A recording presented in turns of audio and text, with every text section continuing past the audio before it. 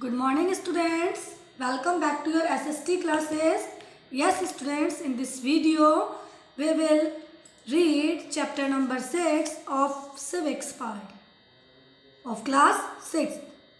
6th class chapter number 6 of civics part we will discuss in this video, and the name of the chapter is rural administration. देखो, दो तरह के areas होते हैं हमारी society में, एक होता है रूरल और एक होता है अर्बन। रूरल एरिया जो है वो होता है जो विलेज एरिया होता है उसे रूरल ग्रामीण, और दूसरा अर्बन जो सिटी एरिया होता है, टाउन एरिया होता है, उसे अर्बन कहते हैं।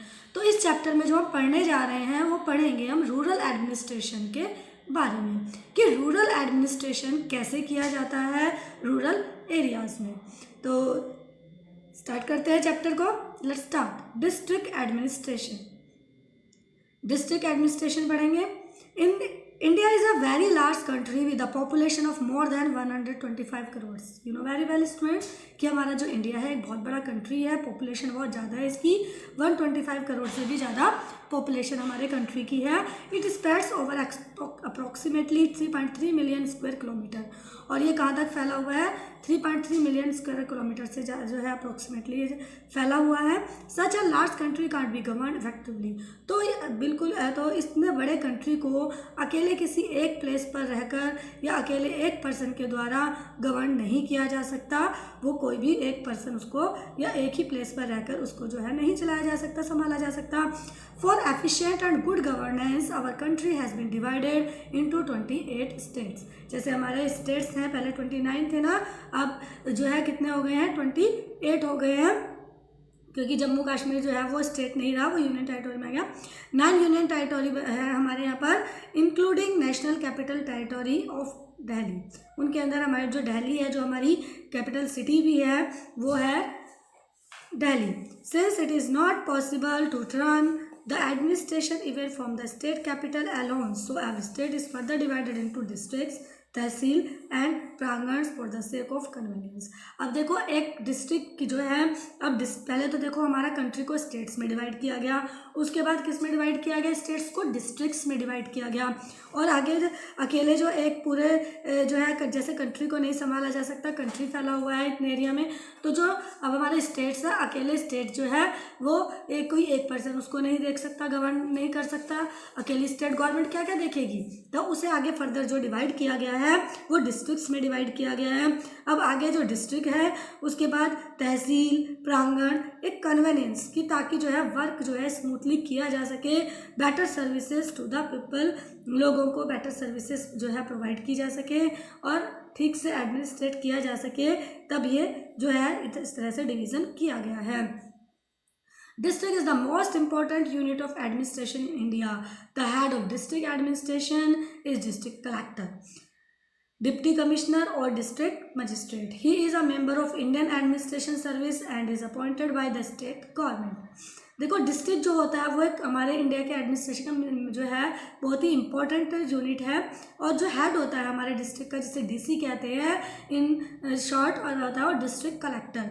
डिप्टी कमिश्नर भी कहते हैं उसको, किसी जगह पर उसको डीएम, डीसी, डीएम मतलब डिस्ट्रिक्ट मजिस्ट्रेट के नाम से जाना जाता है। He is a member of Indian administration service. वो आईएएस जो होता है उसका एक मेंबर होता है। आईएएस मतलब इंडियन एडमिनिस्ट्रेटिव सर्विसेज, जो इंडिया में एडमिनिस्ट्रेट करती हैं, जो सर्विसेज होती हैं एडमिनिस्ट्रेशन की, उनका जो है वो मेंबर होता है। And is appointed by the state government, और उसको जो अपॉइंट किया जाता है वो स्टेट गवर्नमेंट अपॉइंट करती है। In his work he is assisted by main officials who look after the administration in different fields. The most important officers include additional deputy commissioner or deputy collector, superintendent of police, district and session judge, chief medical officer, district education officer, agriculture officer and executive engineer.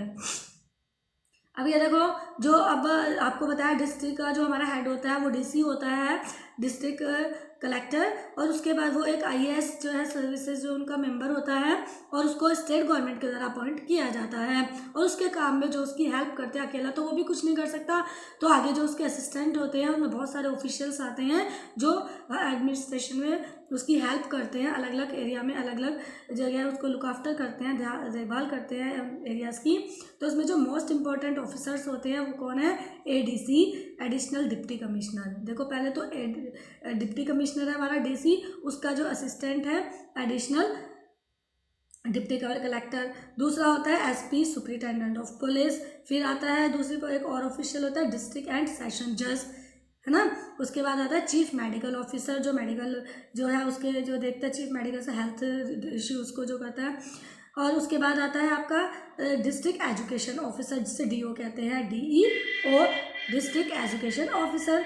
Agriculture officer भी होता है, executive engineer, जो executive engineer कौन होते हैं? जो public work करते हैं, है ना।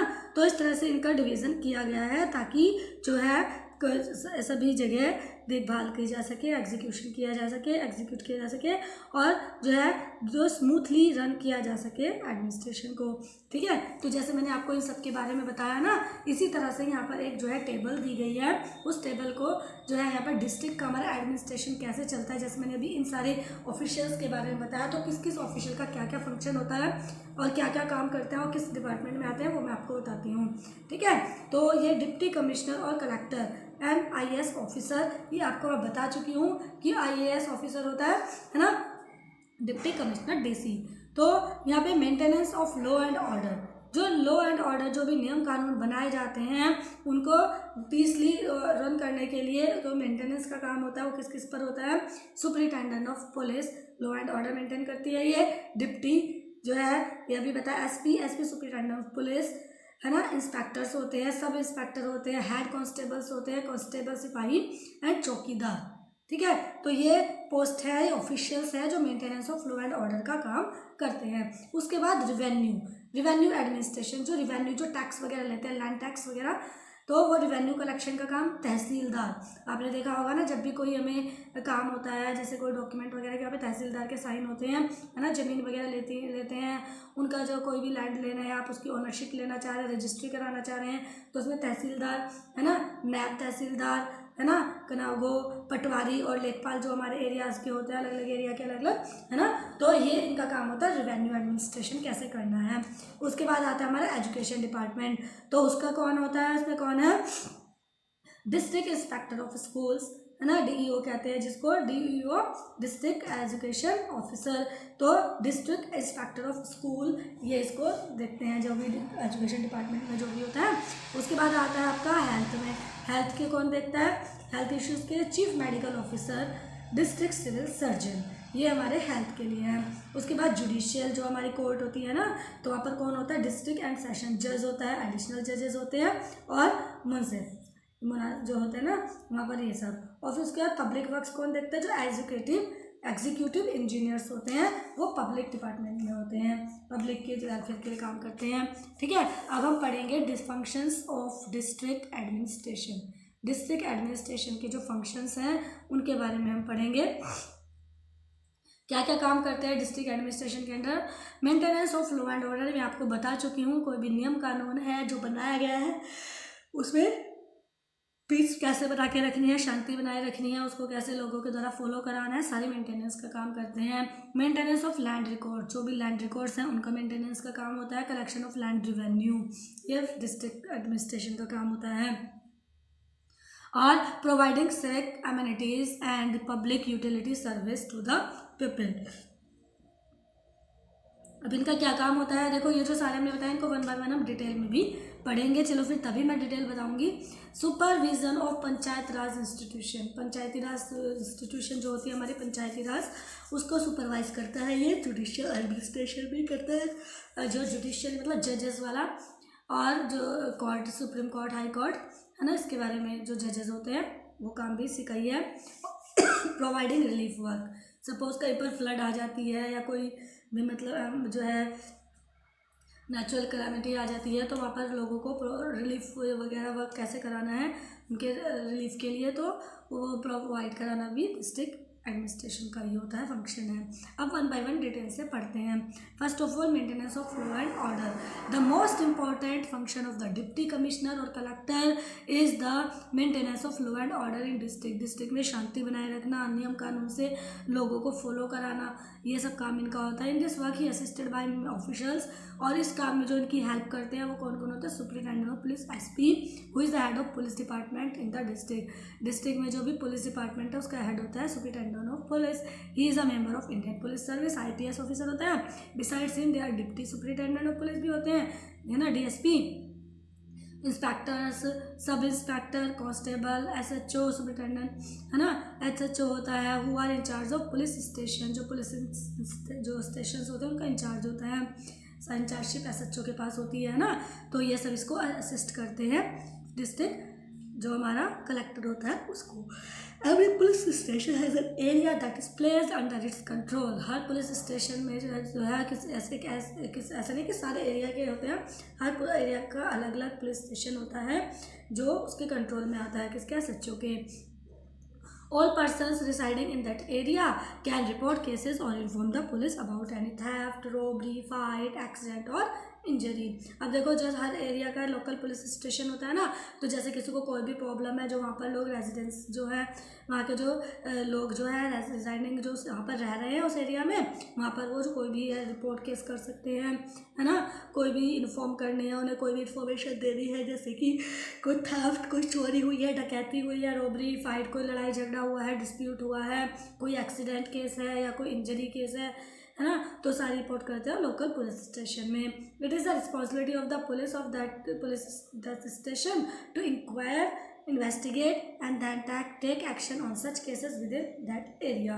और फिर देखो, जो वहाँ पर जो पुलिस का जो इंचार्ज होगा एसएचओ, उसका क्या होता है, उसका क्या रिस्पॉन्सिबिलिटी होती है कि वो उस पुलिस स्टेशन में, है ना, क्या करे, दैट स्टेशन पुलिस स्टेशन के वहाँ पर जो उस एरिया में जो है पुलिस स्टेशन, उसको क्या करेगा, वो वहाँ पर उसको जो भी उसके पास केस आते हैं, जो भी आते हैं, उनकी पूरी इन्वेस्टिगेशन करेगा, जांच पड़ताल करेगा, इंक्वायरीज करेगा जो भी है, और उसके बाद क्या है, कोई भी उनके जो उस एरिया में जो भी केसेस आते हैं उन सब केसेस पर क्या करना है, उसने जो एक्शन लेगा कि क्या पब्लिक के वेलफेयर में है, क्या नहीं है, तो ये एक्शंस उसने लेने होते हैं। एट द विलेज लेवल चौकीदार, देखो गांव में क्या होता है, चौकीदार होते हैं, उनको अपॉइंट किया जाता है। They help the police to prevent crimes in the village and arrest offenders and law breakers. और विलेज लेवल पर चौकीदार अपॉइंट किए जाते हैं, वो पुलिस की हेल्प करते हैं ताकि क्राइम कम हो। रात को भी घूमते हैं, है ना, विलेजेस में, एंड जो भी ऑफेंडर्स होते हैं, अपराधी होते हैं, और या लॉ ब्रेकर जो नियम कानून को तोड़ते हैं, वो उनके जो है उनके खिलाफ जो है उनको अरेस्ट कराता है, उनके खिलाफ कार्रवाई करता है, जाके इन्फॉर्म कर देता है सच्चों को। There is a jail in the every district. हर डिस्ट्रिक्ट की अपनी एक डिस्ट्रिक्ट प्रिजन होती है, जेल होती है, जहाँ पर क्रिमिनल्स को, लॉ ब्रेकर्स को जेल में रखा जाता है। Jailer is the incharge of jail, जो जेलर है वो जेल का इंचार्ज होता है, और उसको जो है डिप्टी जेलर के द्वारा हेल्प की जाती है, असिस्ट किया जाता है उसके काम में। अब जैसे कि आपको बताया कि कोई भी एक पर्सन अकेले कोई काम नहीं कर सकता, तो हर काम में असिस्टेंट्स तो होते ही हैं जो उनकी हेल्प कर, असिस्टेंट मतलब helpers. Efforts are being made in the jail to reform criminals and make them good citizens. They are taught useful skills like carpentry, weaving, tailoring, etc. etc. अब देखो, जो जेल में रहते हैं उनको रिफॉर्म करने के लिए, उन्हें सुधारने के लिए, उन्हें अच्छा व्यक्ति बनाने के लिए उनको जो है वहाँ पर सिखाया जाता है कारपेंट्री, जो बढ़ई का काम होता है ना, वीविंग कपड़े बुनना, कपड़े सिलना, tailoring, so that after serving their sentence they can use this skills to earn an honourable living. और वो किस लिए कराया जाता है, ताकि जब वो जेल से बाहर आए तो वो ये थेफ्ट, रोबरी, इस तरह के कुछ भी इलीगल काम ना करके इन स्किल्स का यूज़ करके अपनी लाइफ अर्न कर सके, सर्वाइव कर सके, एक ऑनरेबल सम्मानपूर्वक जीवन जी सके। They are separate jails for man and women. Man जो है वीमेन दोनों के लिए अलग अलग जेल होती हैं। Okay, the maintenance of law records and collection of land revenue. अब लैंड रेवेन्यू और इनके बारे में हम पढ़ेंगे कि कैसे लैंड रिकॉर्ड्स बनाए जाते हैं, है ना।